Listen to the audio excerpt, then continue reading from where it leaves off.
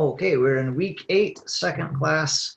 We have a homework question on justice fractions, and these two problems to turn in look quite similar. There's 25 pounds of turkey, there's 18 people at your family gathering or whatever it is, and one of them says how many pounds does each serving weigh, and the other asks for a unit rate of servings per pound. So let's talk about that. For number 8, we want how many pounds does each serving weigh? So if I write this as a rate, what word is on top? Is it going to be pounds per serving or servings per pound? Servings per pound. No, actually that's number 9.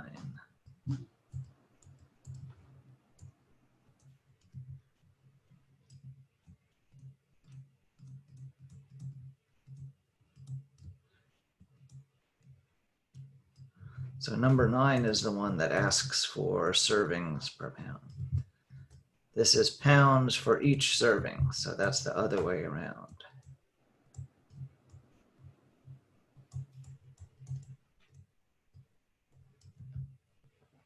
So once you have the labels right, then I'm just putting the numbers where they go. 25 is the pounds. 18 is the people. How do I turn a fraction into a decimal?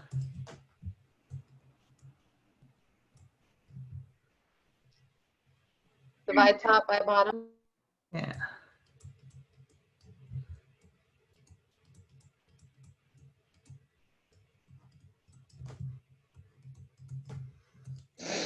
So for number 8, I'm doing 25 divided by 18. Oops. My calculator buttons, right? So it's about 1.4. That's what I got for that one.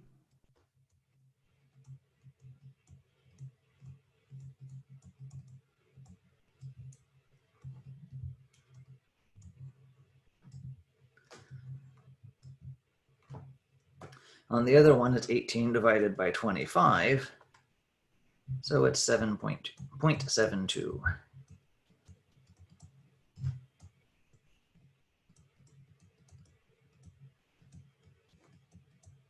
That's the one I had a hard time with. I don't know why. Let's think about what these mean. So the first one says that when you're shopping for the turkey, you need 1.4 pounds of uncooked turkey when you buy it per serving, right? Because when you say a 25-pound turkey, that's before you cook it and clean it and everything. It's not like people actually eat 1.4 pounds of meat on their plate. So the 1.4 pounds per serving means I want about 1.5 pounds for each person at the table. If I was feeding 10 people, then I'd want about 15 pounds, right? 14 actually. If I was feeding 100 people, I'd want 140 pounds. So it's saying to take the number of people at your table, the number of servings, and multiply it by that to find out how much to shop for. The other number is if you were to buy just 1 pound of turkey, how many servings would you get? And you'd get about 3/4 of a serving for each pound of turkey you buy. And for most people, one of these sort of fits in their brain well, and the other just seems kind of awkward and they don't like it. That would be me. Mm-hmm. The moral of the story is, of course, that both of them have some realistic application. Is it that you're given the number of people at the event and your job is to shop for the turkeys and you need to know how many pounds to buy? Or is it that somebody says, hey, somebody donated 200 pounds of turkey to our fundraiser. How many tickets should we have? That's a little helpful. So just because one is on top and one is on the bottom, it's not like there is mathematically a right or wrong way to do it. It's just different applications. Thank you. You're welcome.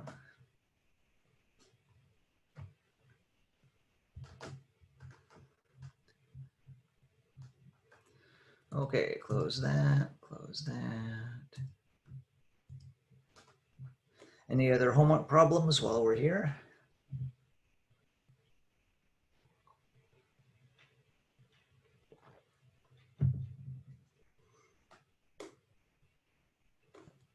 If you are not going to ask about 10, I'm going to do 10. I'm not going to actually do 10 all the way. I'm just going to start it. I thought about asking about it, but I didn't want to be like so needy. I was just gonna try to figure it out. Those are the Always ones I struggled with people in who need the a problem years. whenever one person thinks they need a problem. So it is never you being needy. It is just you being brave. Okay, so this is a proportion. It says use a proportion just to make sure you know to use a proportion. There's two situations. There's three numbers. We're looking for a fourth. So this seems like it should be easy. But the problem is almost everyone, the first time they do this, says that there's so many deer, and there's so many deer, and there's so many deer. And if all of your labels are deer, then you have no idea what numbers go in what spot. It doesn't give you the guidance that the proportions normally have, where things have to match on the top and match on the bottom. So if all your labels are deer, you're just sort of guessing which numbers go in which places. Does that make sense? Yep. So you need something other than deer, like total deer or deer caught or something like that. So struggle with that over the weekend. Don't spend too much time on it. And I'm sure that we'll either talk about it in the study session on Friday or talk about it when I see you in class Monday or something like this. But if all you write is deer, then you're setting yourself up for getting tricked by putting things in the wrong spot. I think I changed mine to just the tagged deer. The deer and the tagged.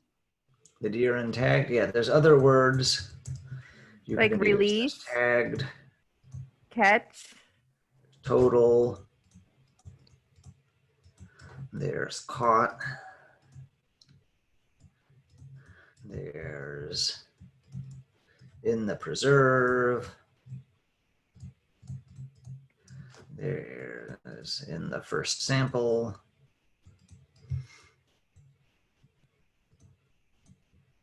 So your job is to kind of figure out what the categories actually are. And if it takes you a few tries, that's great. If you're spending more than 20 or 30 minutes on this one problem, then go on and do something else.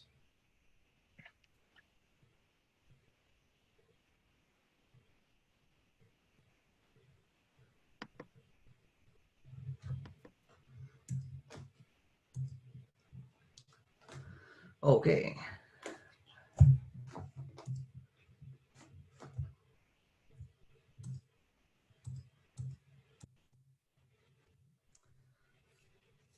So, no, not one.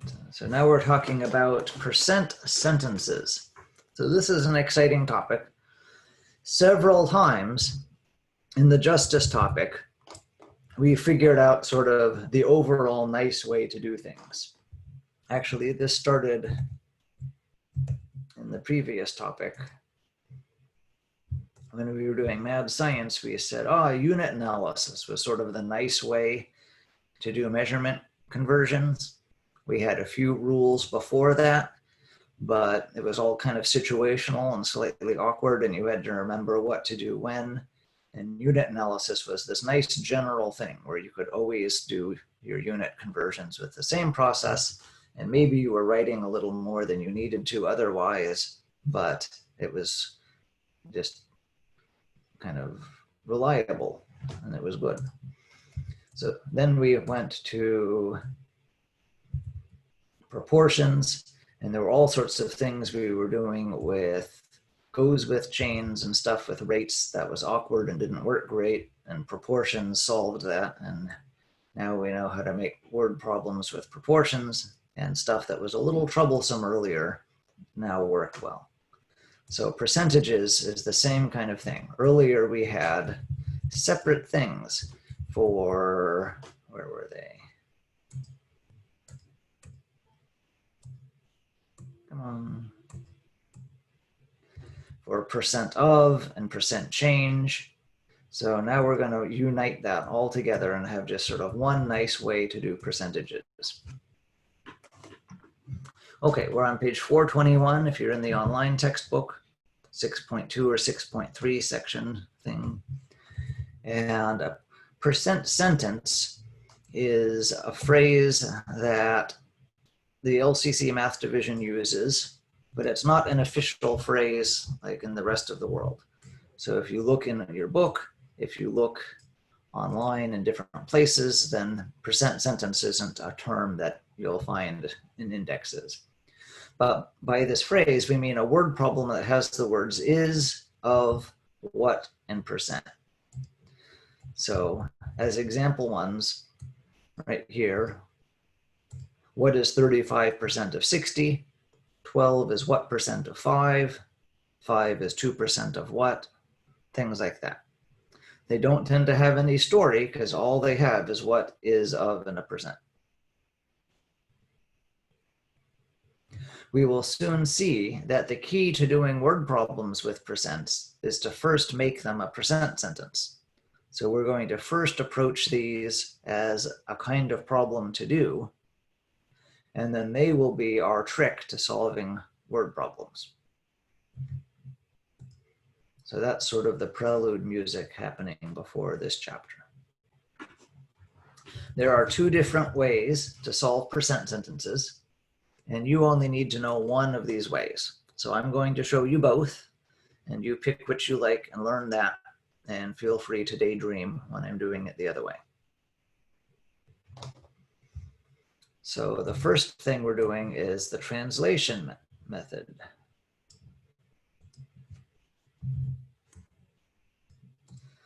So as usual, of means multiply, is means equals, what means put our letter there.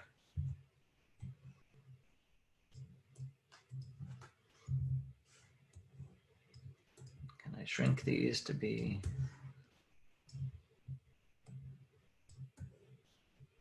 Did you say what means put a letter there? Yeah, because the what is the thing we don't know. That becomes our letter. So if I have what is 35% of 60, then I'm going to translate all those things. The what becomes the letter I don't know. The is becomes equals. The 35%, 3 guesses. What am I going to do with that?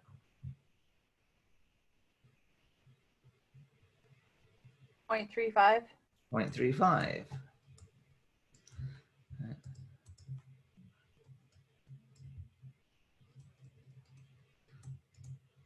I'm about to use my calculator. Calculators don't like percents, so I change it to a decimal. Of becomes times, and 60 becomes 60. Well, whatever that is, 21.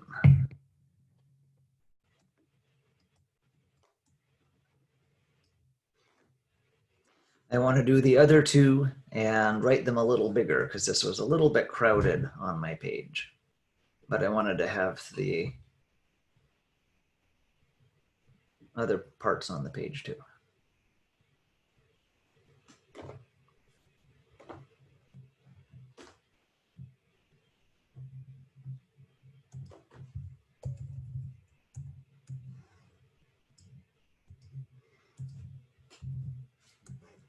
Okay, so now I will rewrite this problem. 12 is what percent of 5? So everything gets translated.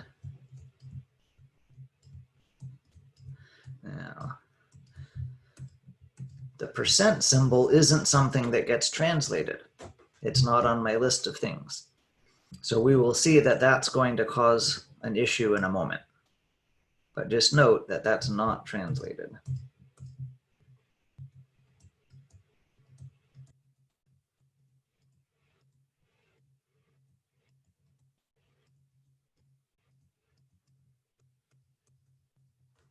So 12 stays 12, is becomes equals, what becomes my letter, of becomes times.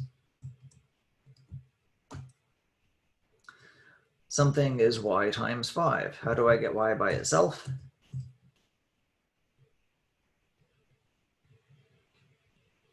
Both sides. Yeah.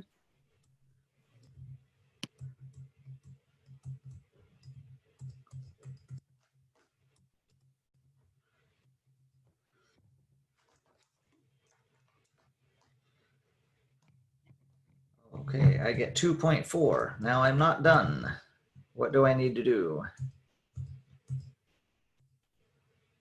You rip off and turn it into a percent. Yeah, it asked for a percent. So because I ignored the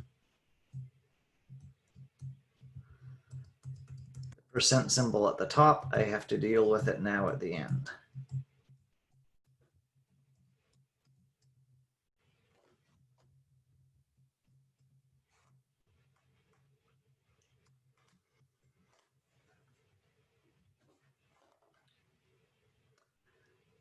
Everyone okay with that?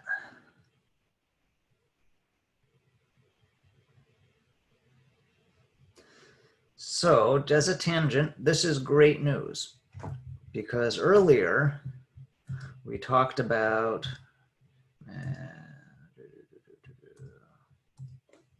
the one-step equations and the two-step equations. And the two-step ones were a warning that if we have subtraction or division, things could get messy. But I also told you that wasn't terribly important in Math 20. That was just sort of a heads up for Math 60. One time we used one-step equations was when we were doing proportions. When we were cross-multiplying these, we would make a one-step equation and we'd have to have y times something. So we'd undo that with division, which was always one step, never two. And so the process of cross-multiplying always made a multiplying happen with the letter, and that was nice. We never had to worry that it was anything other than y times something. And the same thing is happening here.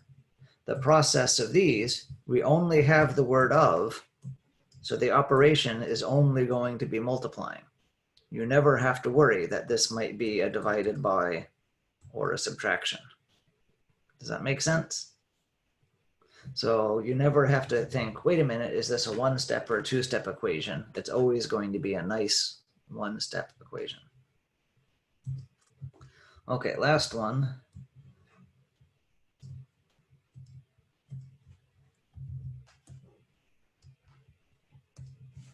So 5 is 2% of 1. Oh, before I do this, does our answer make sense? Is 12 about 2.5 times of 5? Yeah, that seems reasonable. 200% of 5 would be twice 5, so 10, and we're about another halfway. So yeah, 240 makes sense. Okay, so back to this one. 5 is 2% of what? Translate. 5 stays 5, is becomes equals. Here we have our ripple up.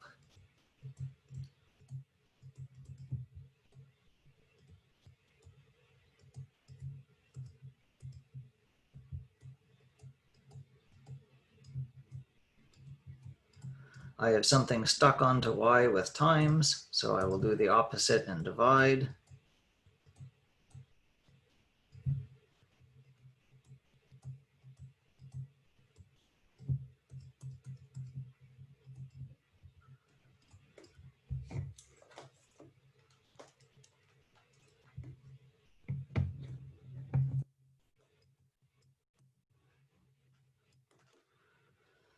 So does it make sense that if 5 is only 2% of something, that something is going to be pretty big? Yeah. Yeah, okay, we seem to. As another tangent, I'm only putting a box around the 250. How come I don't draw my answer box around the whole bottom line? Because it's only asking about what 5 is a percent of. Yeah, this Y is sort of my private code. Like my boss at the job, whoever assigned this to me, they don't care if I made this an X or a Y or a Z or some other name. This is just my personal way to keep track of things as I'm working towards the answer. The answer they care about is the number 250 for some reason.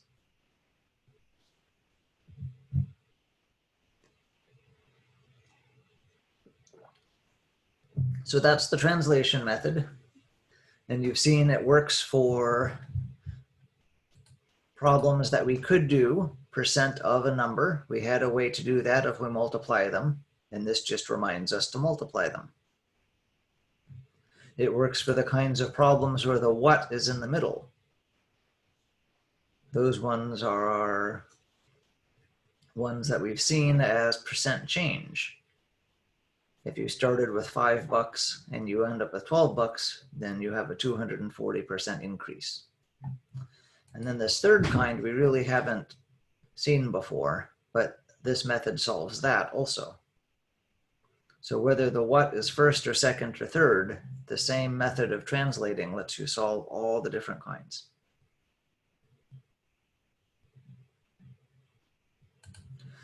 Okay, enough of translating. There's also a proportion method.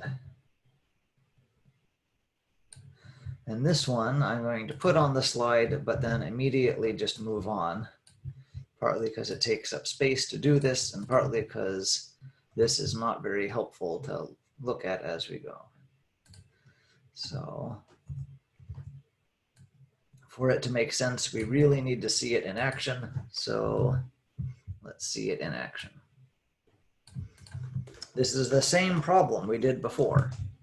What is 35% of 60? We know the answer is going to be 21, but how we get there is very different. So first step, we write the skeleton of the proportion. Fraction bar equals fraction bar. Second step, we take the ratio on the left and make this the percent. So down here we have 100, and here we have the percent.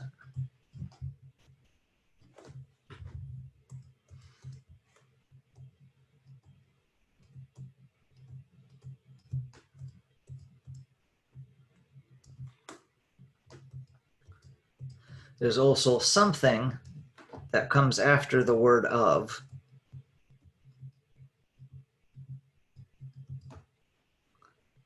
We can't end an English sentence with the word of. That would be too awkward. So what comes after of 60? And then last, there's something we haven't used yet.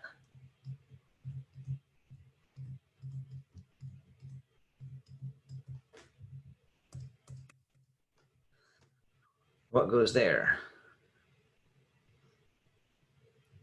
X. Yeah, my letter. I like Y, you can do X.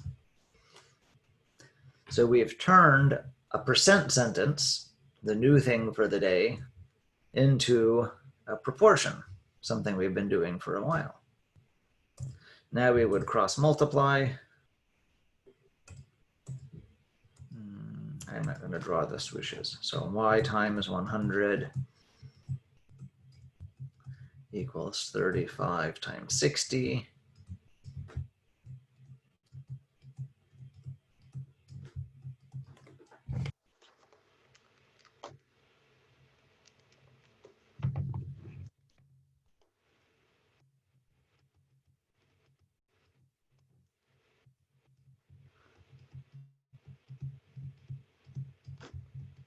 I'm trying not to get too close to the bottom of the screen, but it keeps happening. Oh well.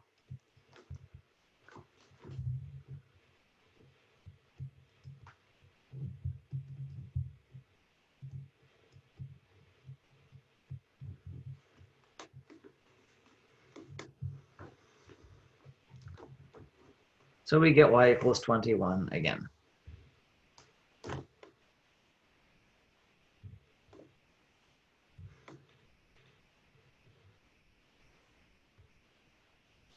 Ready for the second example?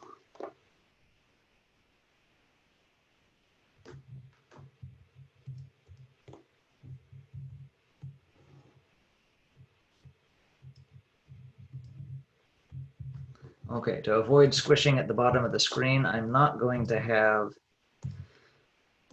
that steps on the screen. So have that in your notes. My first step is to write a proportion. My second step is on this side to put the percent.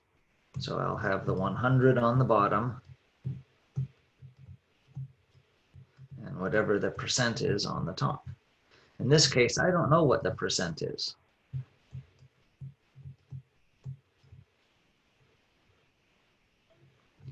The third step is something comes after the word of.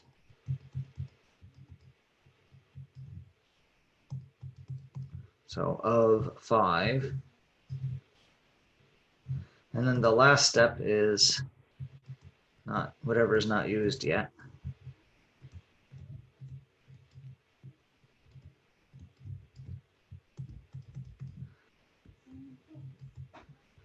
And in that case, it's 12. Everyone okay with my switching from a percent sentence to a proportion?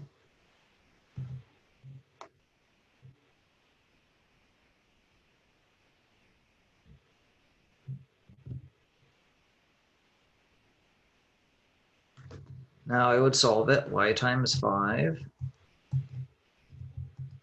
is 12 times 100. Remember, you do not need to write all of these steps. I always write at least one step that you don't need when I solve proportions, since I'm lecturing.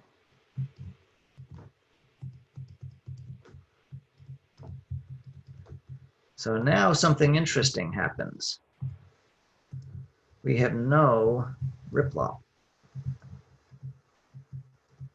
We already had over 100 as a way to make the percentage. Right. Everyone see something over 100? So because we had that valid way to make a percent, when I get my answer, if I'm looking for a percent, I just put the percent symbol on.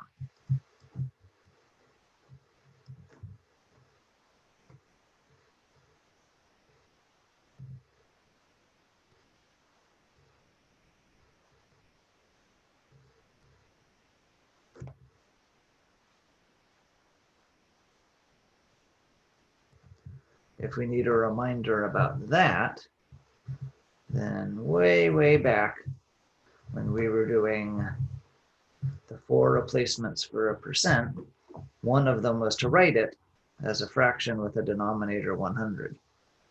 So if we do that, we don't have to do RipLop. We've done the other thing.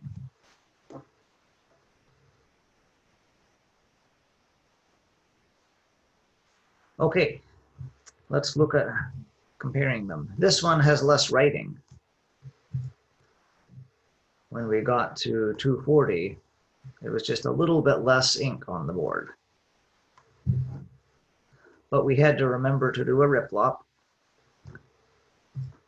And some people just really like cross multiplying. So if you like cross multiplying, this proportion method is for you because you get to cross multiply. One more.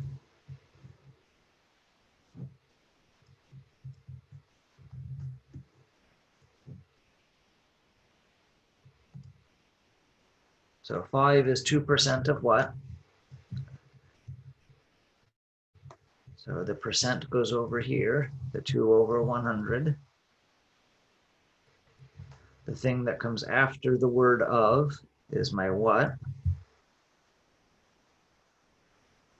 The number I haven't used yet is my 5. Cross multiply. Let's pretend we're using the shortcut. Say I'm Math 20 is my last class, I don't have to worry about not using the shortcut.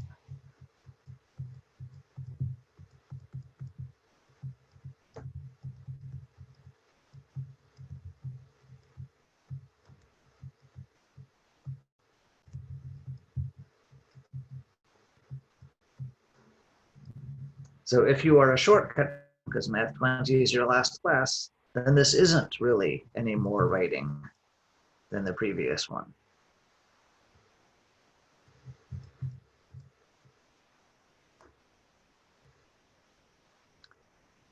So we're going to do lots of these. And in the future, I'm going to just split the board in half and do the translate way on the left and the proportion way on the right so that everyone gets the way they like. But now you've seen 3 of each specifically. Okay, which slides do you have questions on?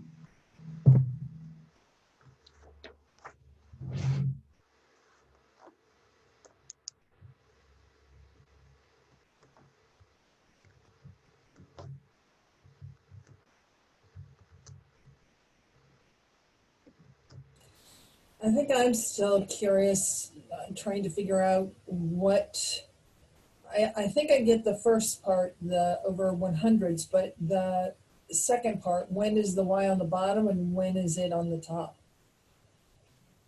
So not this one, but that one?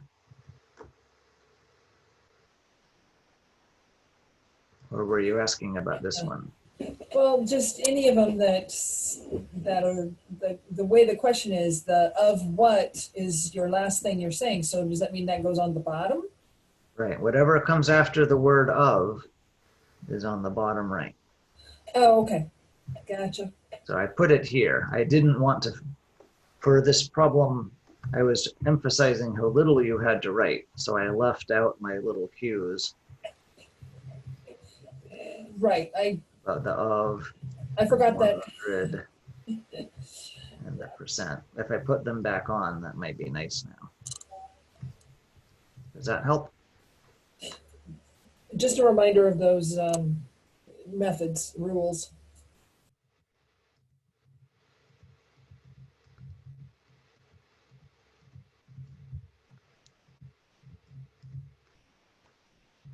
Okay, other questions?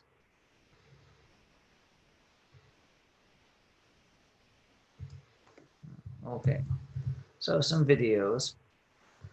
A warning that were these patterns. Does what come first, or does what come second, or does what come third? But don't pay attention to that. The process always works. You can solve one-step equations. If you try and figure out different rules for each pattern, you're going to just give yourself extra work. But I point out that there's those 3 patterns because every English sentence could be rewritten to fit that.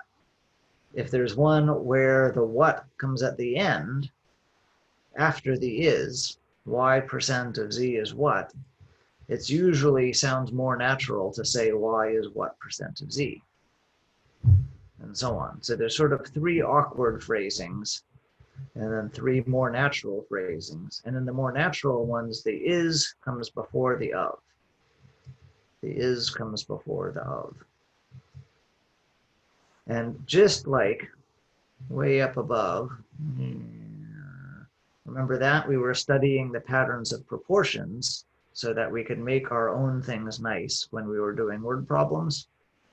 Then this is the lesson for that. So when we get a word problem,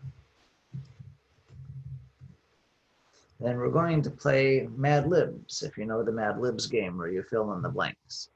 We'll have something is something else % of some other number. The first thing is our part, our change, our new amount. That's what goes here. The second is the %. And the third is the whole, the original or the baseline, the amount. Those are the things that come after the word of when we make English sentences. So this is our tool for changing a word problem into the % sentence.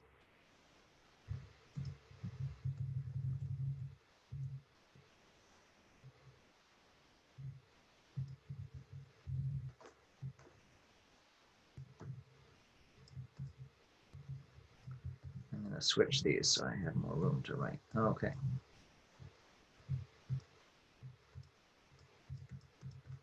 So I'm just going to start these problems with something is something percent of something. I don't even have to read the word problem before I write that on my paper.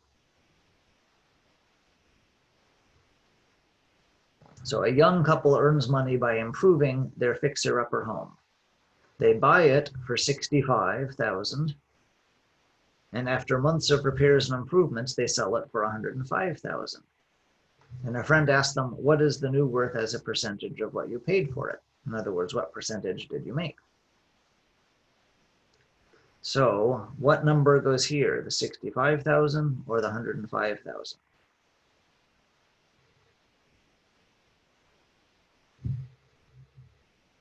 $65,000. 105,000. Oops, the 65,000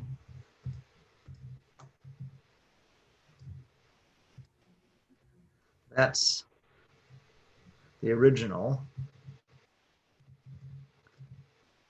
So the original goes in the third slot.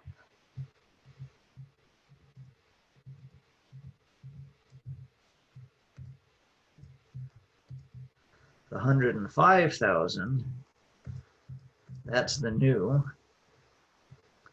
So the new goes in the first slot.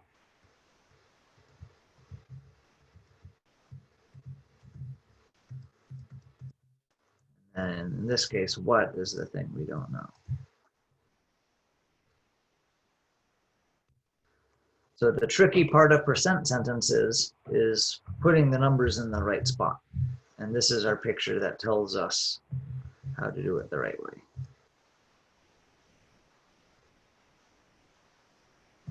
If I actually wanted to solve this problem, I could.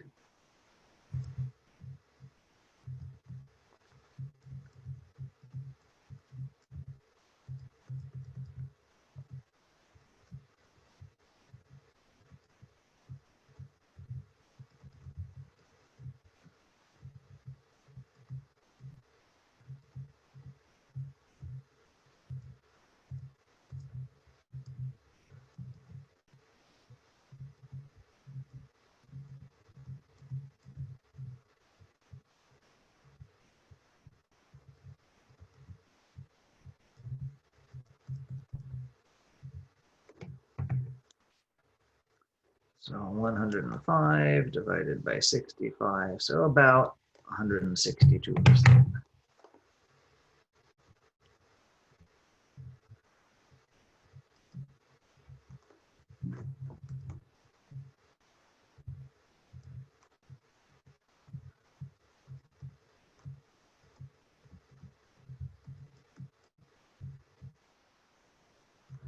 Does that make sense? 65, 100%. If we had 150%, that would be about another 33 on top of that.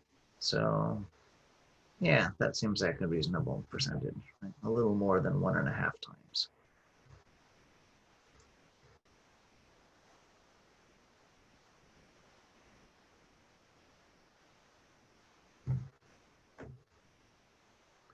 Okay, if you are a proportion method person, if you liked this style better than the translate method, then you are currently impatient and you're saying, wait a minute, you did this problem for the translate people, show me it for the proportion way, but it gets even better. So the proportion way involved this process of plug things in the right 4 places. We don't actually need the intermediate step of the percent sentence if we're playing that game. So I can take the same problem, and if I am a proportion person, then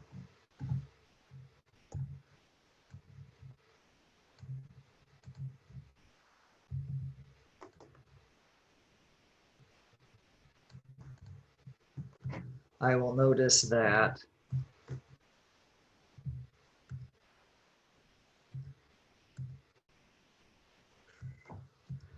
thing that was part change or new amount.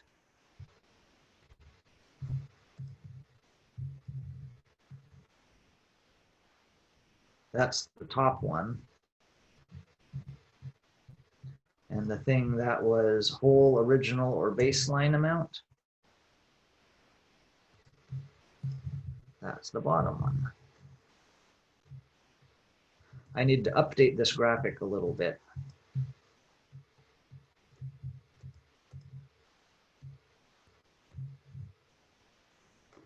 Because it's not always part and whole. But good enough, I have kludged things together. So I can skip the Mad Libs percent sentence. I don't actually care what it looks like. I can just say, I'm going to make my skeleton of a proportion, start reading. The young couple earns money by improving their fixer-upper home. They buy it for that. That's the original amount. So I'll put it on the bottom right where original amount goes.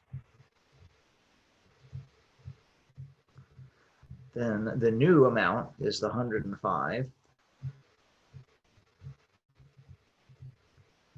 And I'm wondering what percent, so that's going to be y over 100.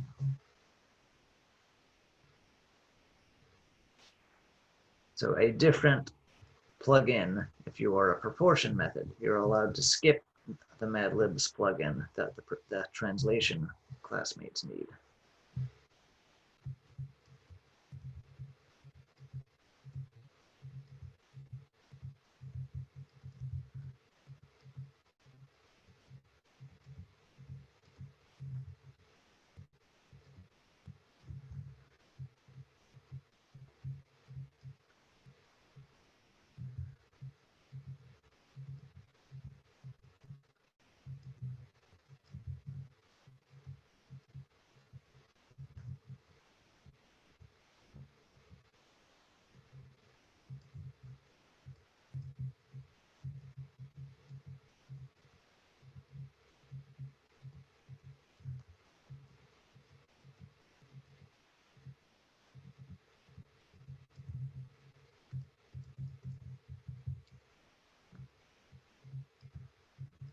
And we're going to get the same 162. Oops. And because it's the proportion method, I don't do any riplop. I just put the percent symbol right after.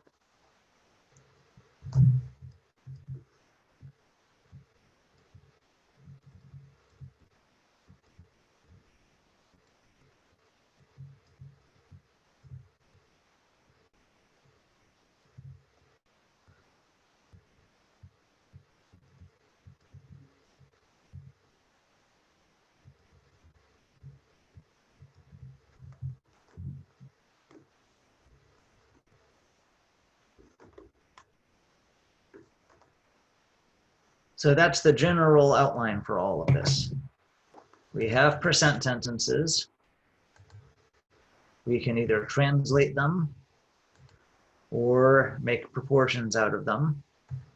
And when we get a word problem, then we do two things. If we want to translate it, then we set it up for translating. And we have this Mad Lib thing of blank is blank percent of blank. If we want to be a proportion person, then we set it up as a proportion.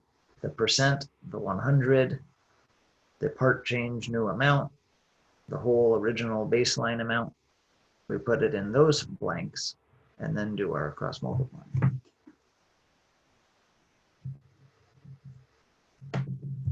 Okay, let's look at this more.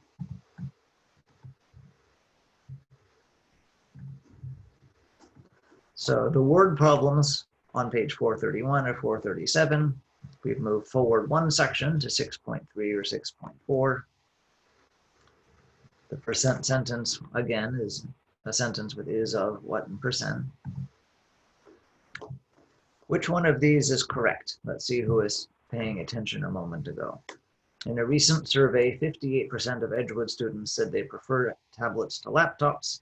If there are 300 Edgewood students, then how many students prefer tablets?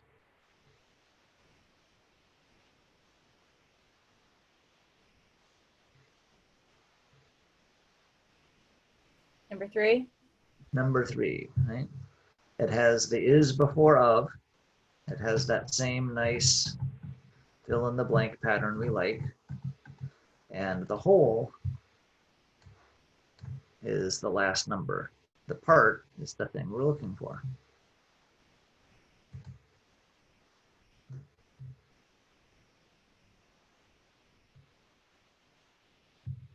Number 4, by the way, also works. If you like number 4, then you are not wrong. That just looks less natural for most people because the of comes before the is, which is funky. Okay.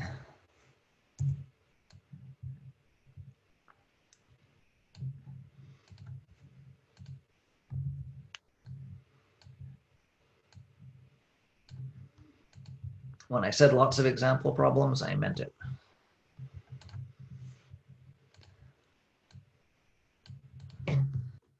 So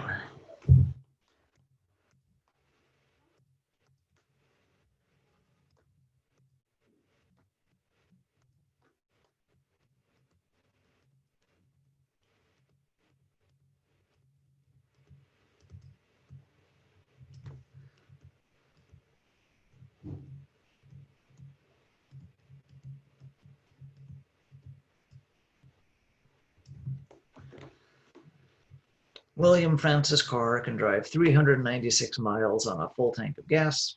His gas tank is currently 15% full. How many more miles can he drive before he runs out of gas? So if you are a translate person, then you're going to want something is something percent of something. And you're going to want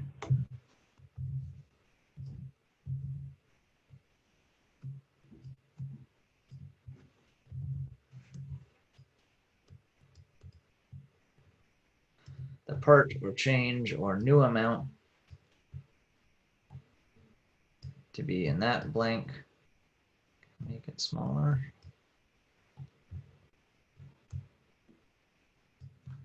And you're going to want your whole or baseline amount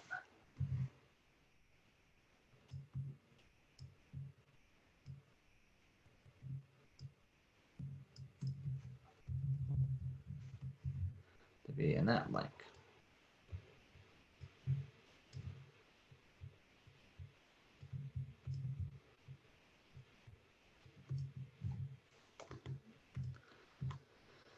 Okay, which is the 396?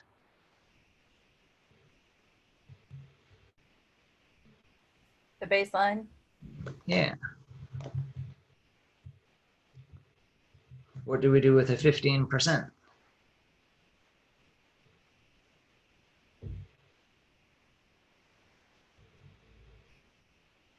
Don't think too hard about that one. Flip flop at 1.15. It goes in the 15, right? And then this is the thing we don't know. So what is 15% of 396? Then yes, we translate everything.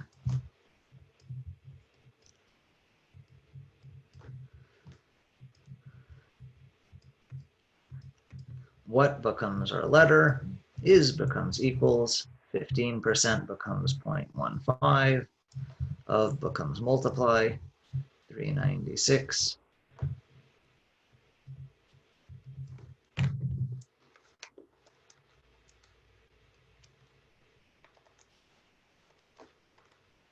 $59.4.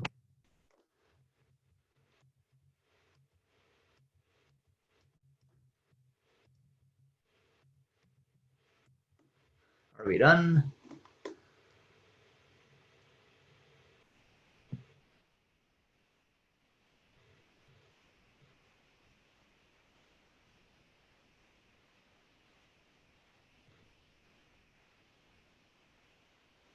It needs to know how many more miles. Yeah, it's a word problem, so we have to label our answer.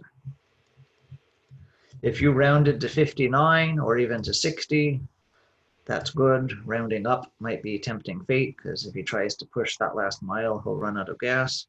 But we're not sure this is exactly accurate anyway, right? Gas tanks aren't. So don't worry too much about the rounding.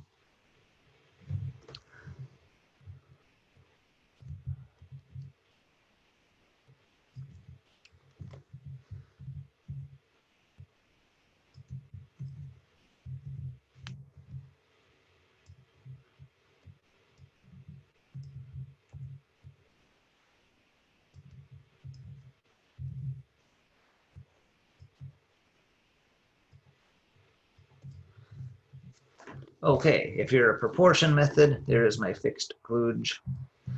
So we will make our empty proportion. The 396 was our baseline. The 15 out of 100 was our percent.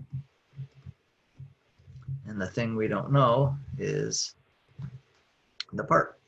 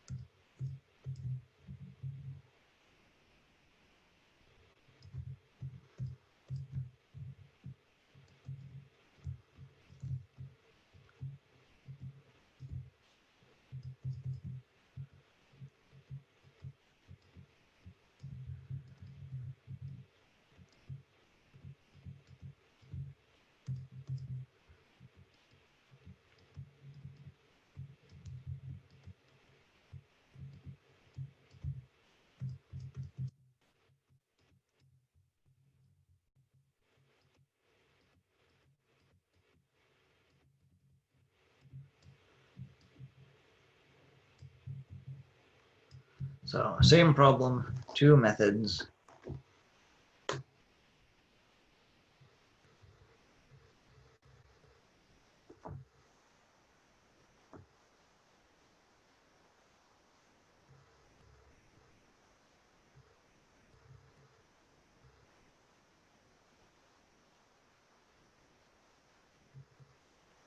Questions on any of that? Again, you don't have to know both methods. Pick whichever one you are happiest with. It might take a few homework problems tonight to figure out which one your brain likes, or maybe it's just immediately obvious even now which one you will like to do.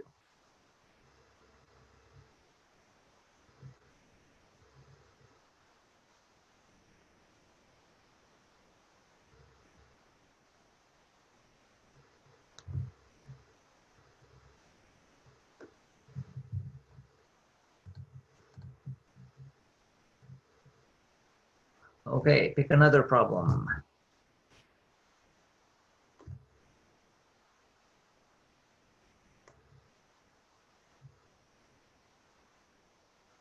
I'm hungry, so let's go with the muffin package. The muffin package. Okay.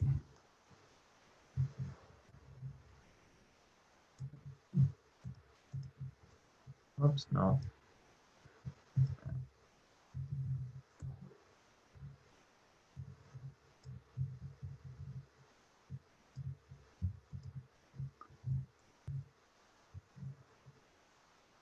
Uh,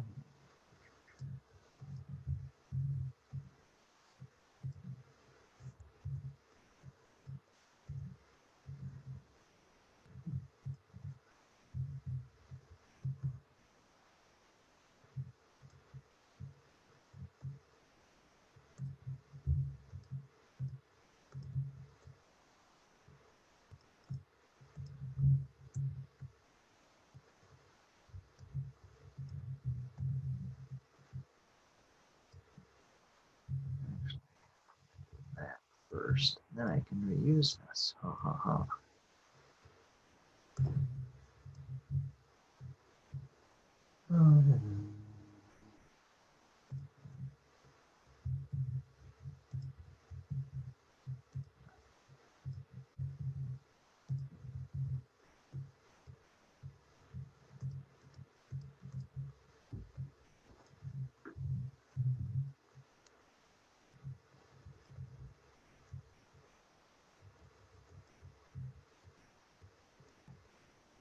I'm writing too big.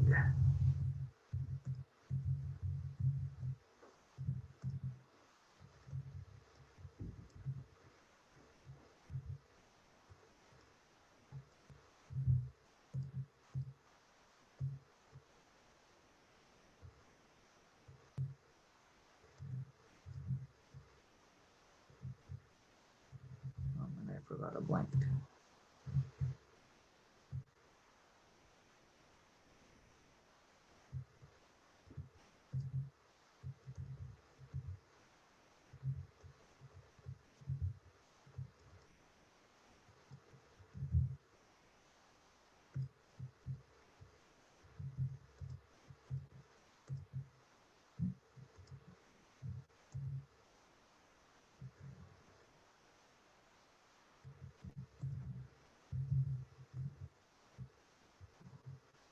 Aha, we'll save time next time.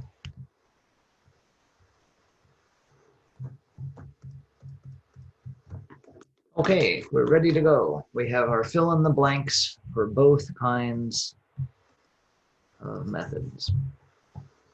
A muffin package says each muffin has 230 calories, of which 60 calories are from fat. So let's start with the 230. Which kind of number is that?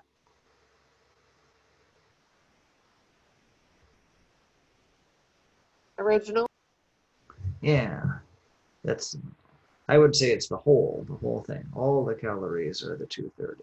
So that goes in the spot for whole, whichever method you like. The 60 calories,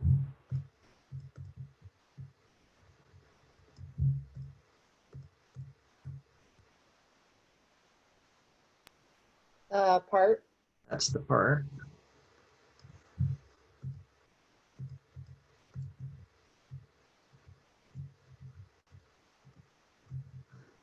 That number is always 100 in the bottom corner there. And then what percent? So that's something I don't know. So that's going to be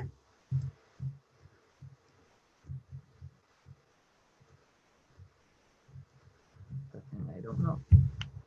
Everyone okay with plugging things in, whichever method you like?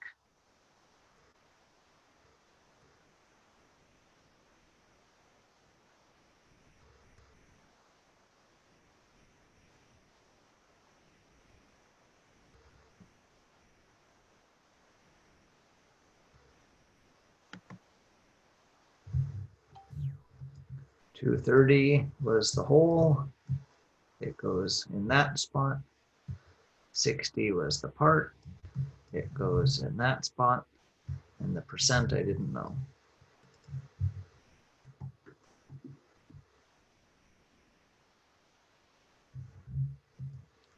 Okay, now we solve it. So if you are a translate person, you will translate.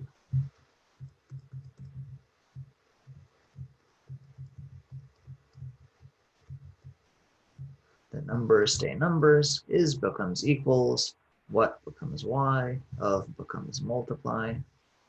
How do I get y times 230 to have just y?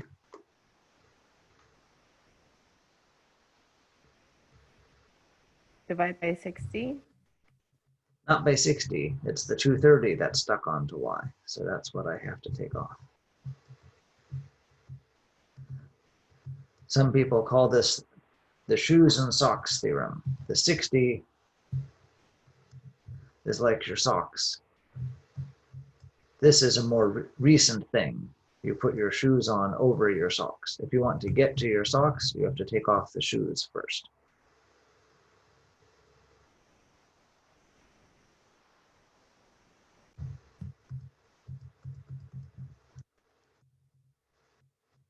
Okay, so 60 divided by 230 gives me about 0.26.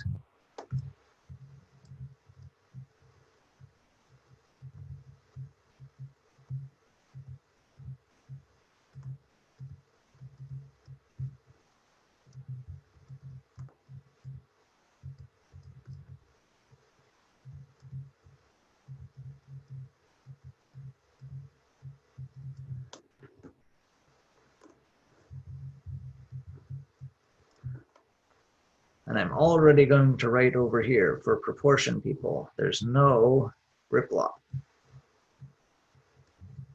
Never is for the proportion people. Okay, if you're solving things on the proportion side, you would do your cross multiplying.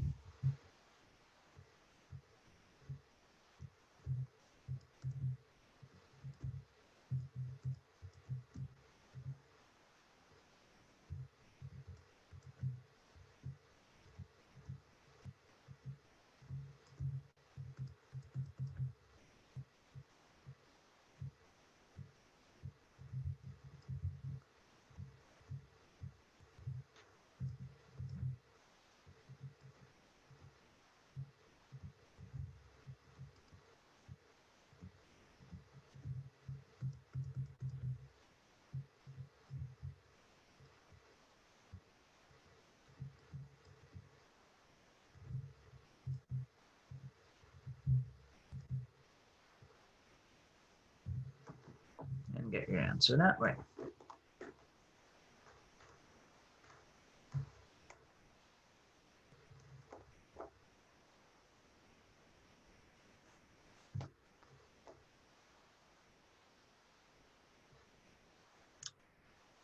Looking at our numbers, does that seem reasonable? 60 calories is about a quarter of the 230.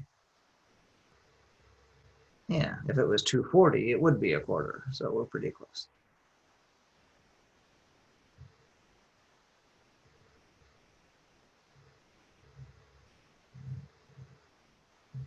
Ready for another one? Okay. Let's see.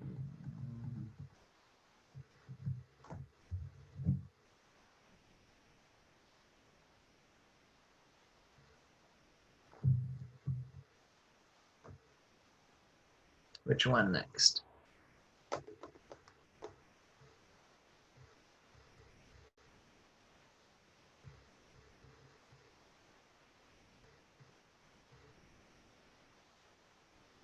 Go with 75. 75. Okay.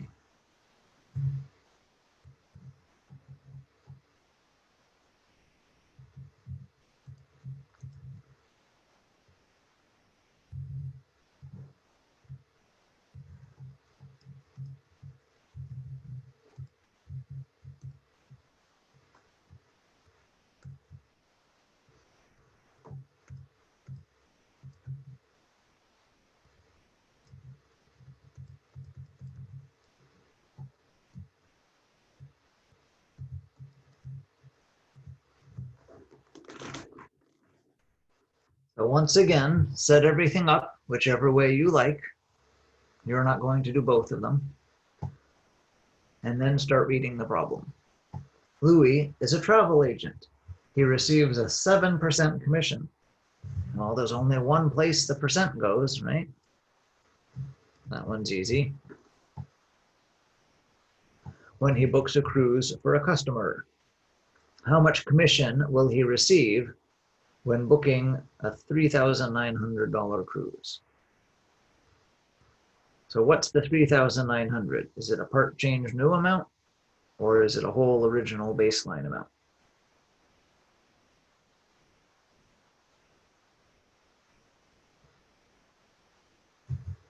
Would it be the whole original or baseline? Yes. Right. His commission is a part of that amount of money.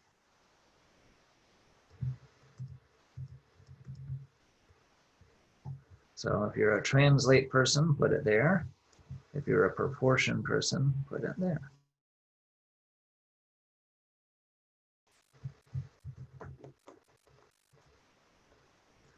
Then the thing we don't know is our last spot. Questions about setting up 75.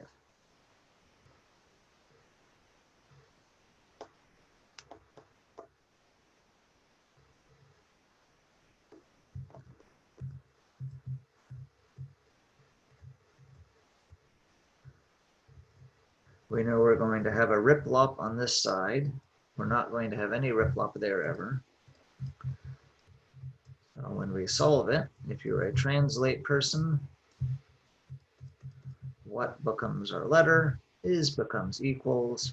We've done riplop on our percent. Of becomes multiply. Numbers stay numbers.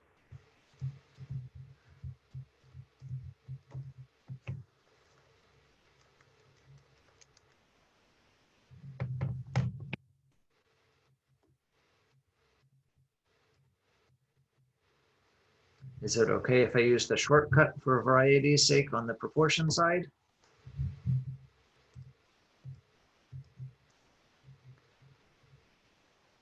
Take the two numbers that have a number opposite them and multiply.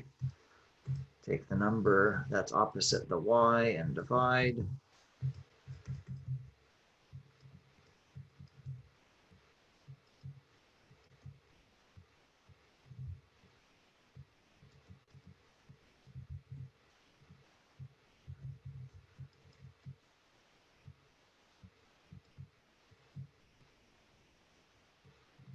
And there you go, both ways.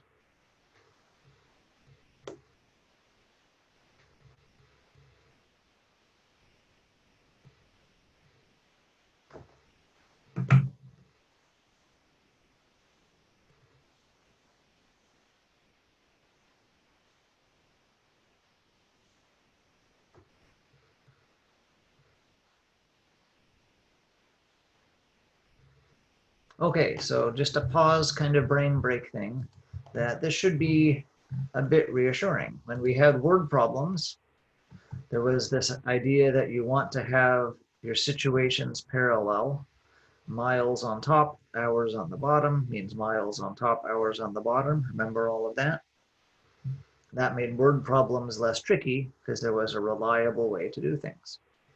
And in the same way, we have your choice of two different reliable ways to make these percent word problems straightforward. All you have to do is identify if a number is whole original baseline or if it's part change new thing.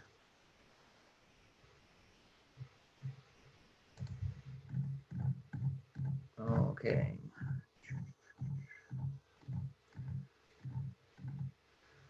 The textbook, by the way, sorts things in different sections. They will take problems with commissions and stuff and put them in a different chapter for no apparent reason because they're all exactly the same. We could do more here. Let's actually look at your homework. So for random problems,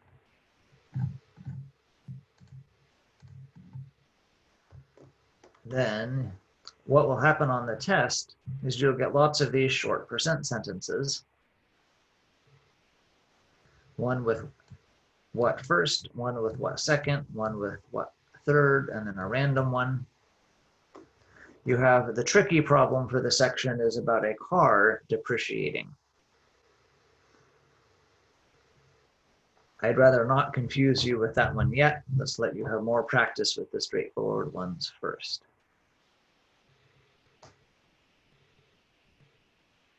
And then the percent word problems are over here.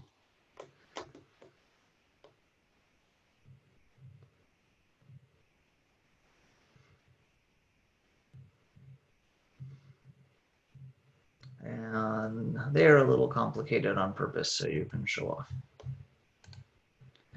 What you turn in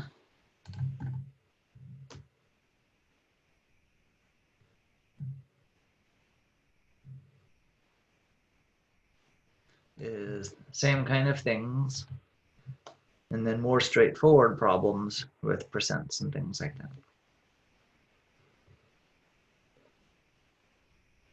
Not sure why this one is here or that one. That's kind of strange.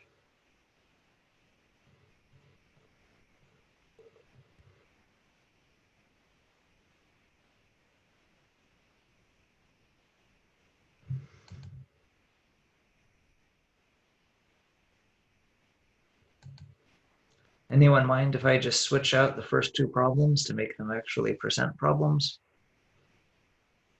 Oh, okay, so don't dive into this homework immediately. Give me a few hours to fix it.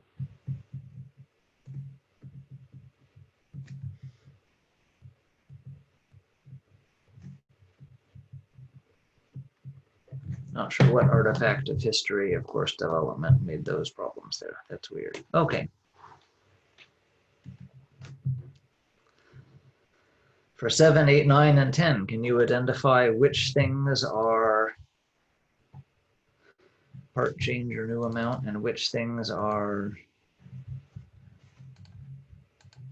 let me grab all of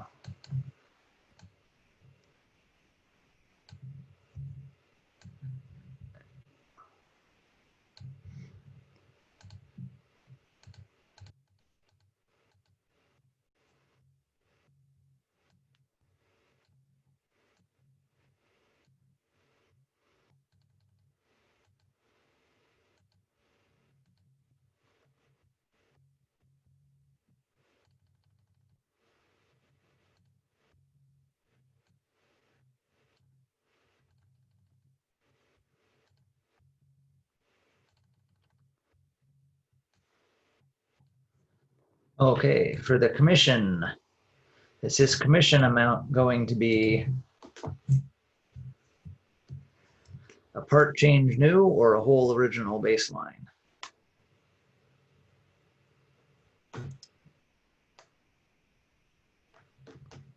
It's the whole, the original.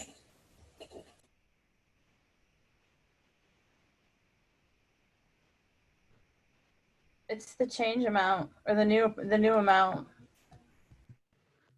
I would call it a part, actually. His commission is a part of how much he sells. Right, the more he sells, the more commission he gets. It's a little part of that. 35 problems out of 45. So that one's easier. Which one is the 35?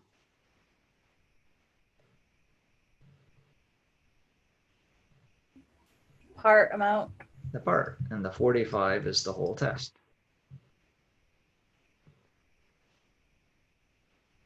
For number 9, it's similar.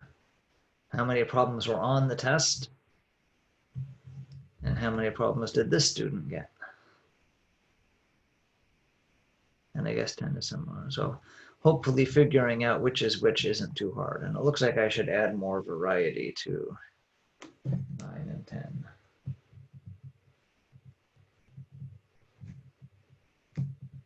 I shouldn't have all the parts and wholes be the same test situation 3 different times as much as you actually like math tests. Okay.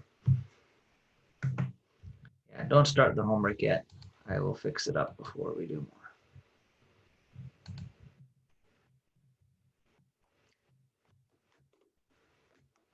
Should we do more of this, or do you want me to move on to the measurement formulas?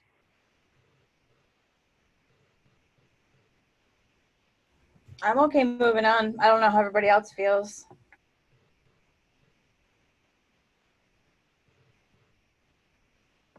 Moving on is fine with me. Moving on. Okay. I don't want to rush people, but enough of this, our brain gets full. Temperature is really easy. Different pages, 494, totally different sections. And this is more just a heads up as an educated person thing. If I want to switch from Celsius to Fahrenheit, then I want to take the formula where I put Celsius in and it spits out Fahrenheit all by itself. Does that make sense? The input goes where it's buried in the middle, and the output is where it's all by itself on the edge. And historically, there's 3 different formulas. Back when people didn't have calculators, the fraction formula was popular because it was easier to deal with fractions than decimals when multiplying. Now that we have calculators, almost everyone likes the top formula and ignores the bottom 2. A few people, not you, need to memorize this. You're allowed to put this on your notes. So if you want to memorize it, then in 2005, Robert Warren did some clever math and found 2 ways, one for going from Celsius to Fahrenheit and one from going from Fahrenheit to Celsius, that looked almost the same. It's just switching whether the 9 or the 5 is on top. So the only virtue of these two, the third of each category, is that they might be easier to memorize if anyone ever asked you to do that. So just like before, you got to pick which method to use.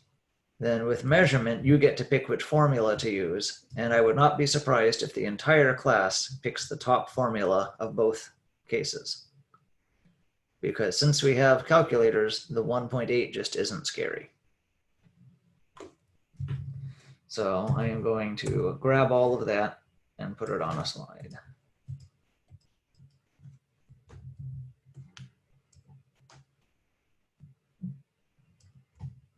For almost everyone,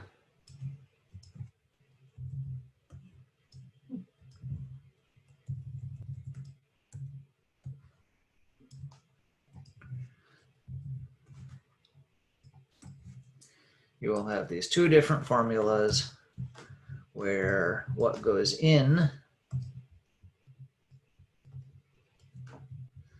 is in the middle and what comes out is the thing by itself.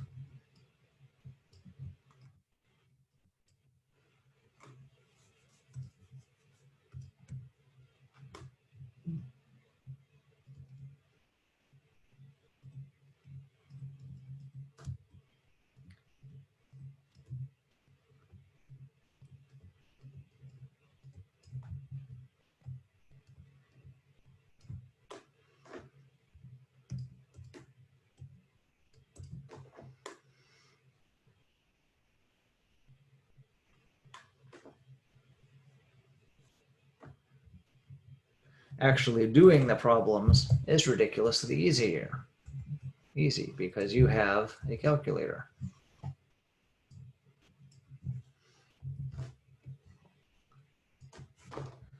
So which side is this problem on? Are we going from Celsius to Fahrenheit, or are we going from Fahrenheit to Celsius? Celsius to Fahrenheit.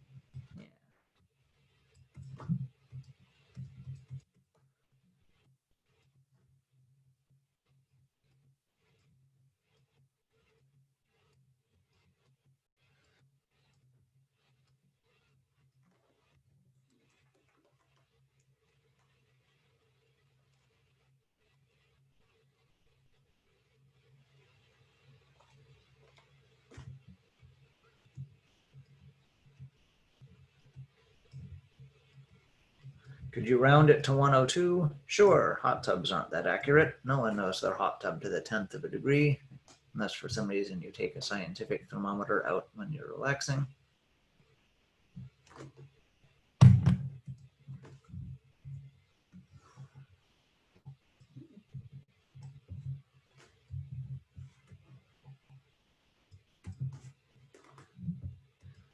This is the opposite. This one we're plugging in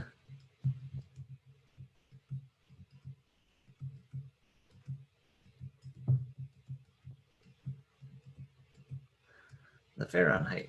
You need the parentheses, otherwise you're going to do division first by order of operations.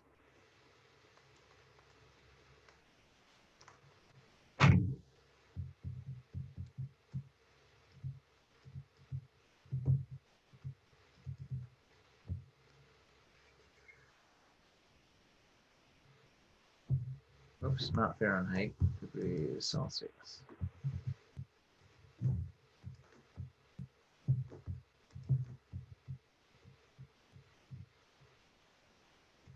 And again, if you wanted to call it 23, that would be great. In fact, maybe I will, because otherwise it seems a little bragging of accuracy.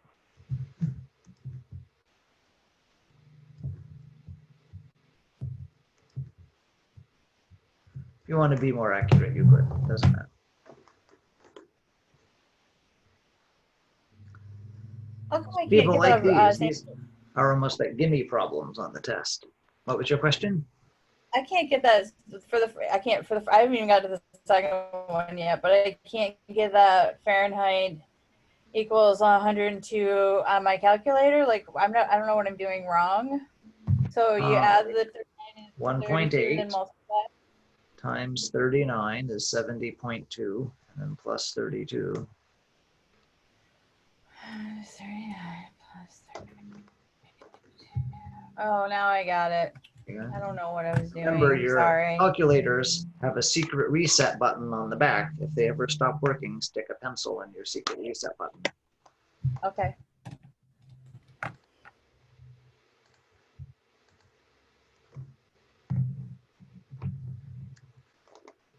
So anyway, except for calculator issues, these are easy. No one has trouble putting numbers in. There will be somebody on the homework that forgets the parentheses and gets the wrong number when they do the random problems, and then they will finally remember to do the parentheses. So don't be that person. But other than that, these are easy.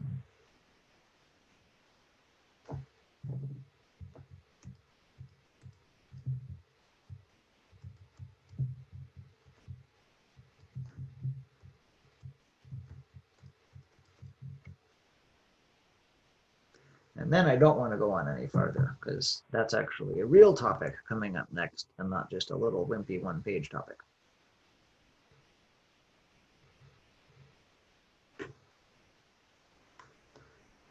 Okay, I'm going to conclude with a challenge for everyone over the weekend. We have these Jamboard lecture notes, right? You all have seen those many, many times. So what I want to do is have a line at the bottom with a Jamboard that will be our group best notes. And maybe you're going to just write something out on paper and send me a photograph, or maybe you want to try writing on the Jamboard yourself. But when I see you in next class, then I want to get contributions from people, and you can email me ahead of time if that's easier for you, so you don't have to keep track of things. And then we're going to spend some time in class with a different Jamboard with its own link that we'll put on the lecture notes page. And it's not going to be me lecturing, it's just that let's work together as a team and make great notes to use when we're taking practice tests. You want us to look back through the different Jamboards and pick out the one that was the best notes? No, I want On you the to make notes. So you should be working at this point in the term anyway on condensing your notes and making them efficient. Because if you have a great big notebook full of papers, don't spend all your time flipping around when you're taking a practice test, right? That's a waste of time. So we'll be sharing our notes. Yeah, share your notes. So if you want me to do the photo editing, just send me things in email before Monday.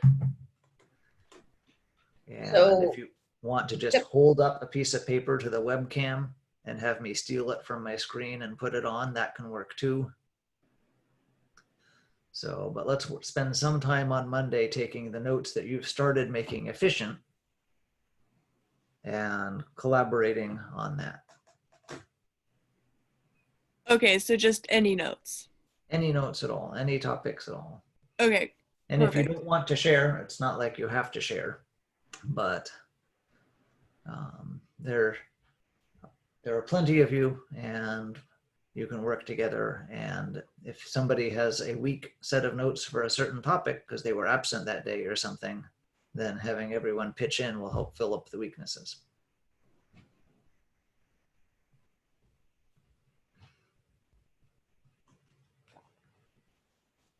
And that's all I have.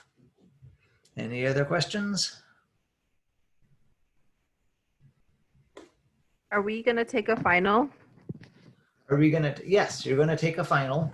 Let's go over to the playgrounds and the gymnasia.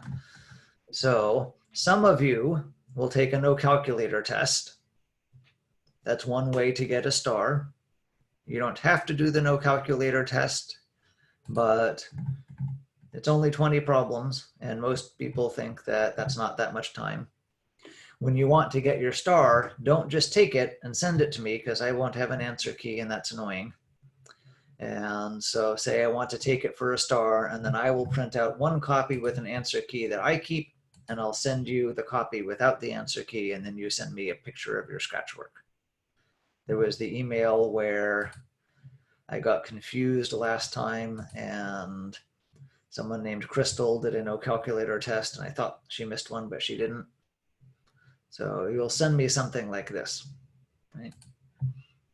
Then everybody, because this is extra, everybody is going to take a final sometime the last week of class. And what you will do is the same thing. You'll say, I'm ready for my final. So I'll bring up a random final. The numbers change every time we see this, right? I will do show answers and save this as like Debbie final with answers. And then I will close that and print it again and send it to Debbie as Debbie final no answers. And she will take her final and then she will take pictures of her work, send me the pictures. And then at the end, it talks about here, it's nice to have oral exams. It lets me see how you're thinking even more than what you write. So if you write all of your answers very clearly with lots of steps, I won't have much to ask you about. If there's a lot of problems where you just write the answer, which will be true, because some of these RipLock problems are just so easy, no one writes steps to them. Then after you have turned in your written test and I've graded it, we'll go back over it where we're both looking at it. And not very many problems, but for a few problems, I'll say, number 3, what were you thinking when you did this step? Or let me grab one. Yeah, this one, you didn't write any steps. You just knew what the answer was. Tell me what you were thinking, or something like that. Or in this one, you wrote lots of steps. Show me what happened in step 3. And I might write out something with a fake answer. There was a student that was doing this one and they made a mistake. Can you find a mistake in it? Or something like that. So I will use the oral test and it's only going to be, 10 minutes probably at the most, but we'll go over a few problems on phone or on Zoom and you'll tell me what you were thinking and figure out what other people did wrong and fake problems and so on. And then we'll be done.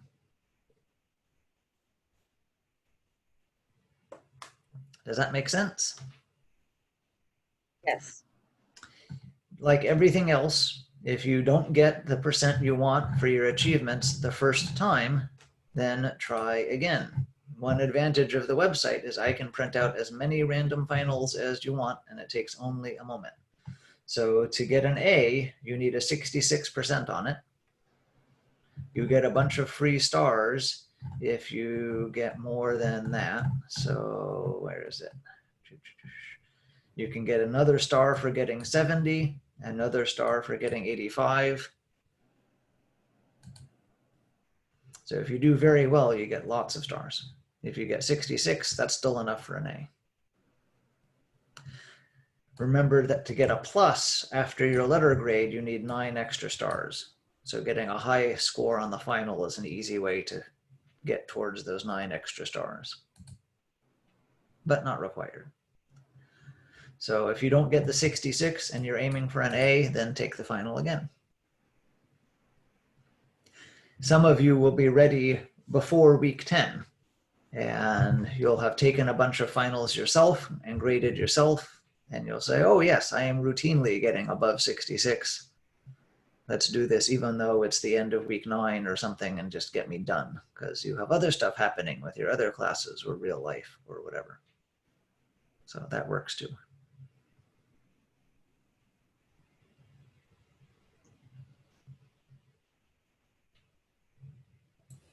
So there was a midterm for the last section, the MAD. Yeah, there is 1 star for getting 70% or more on a midterm.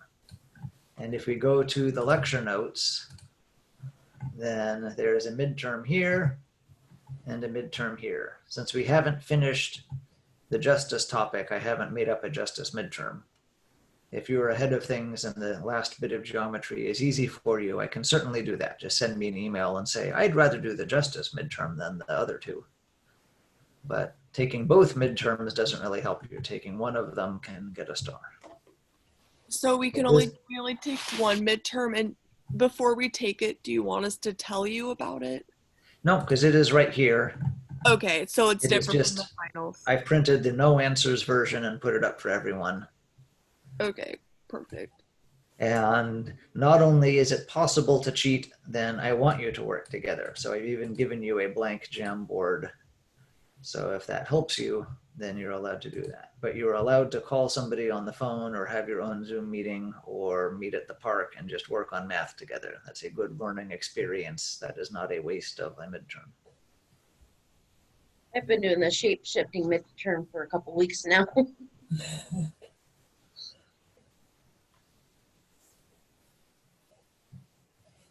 All good questions. Anything else before we're done?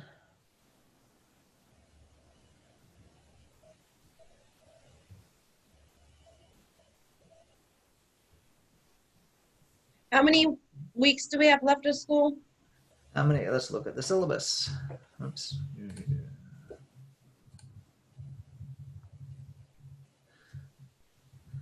Okay, so we're in week 8 now. Next week, June starts, which seems amazing to me.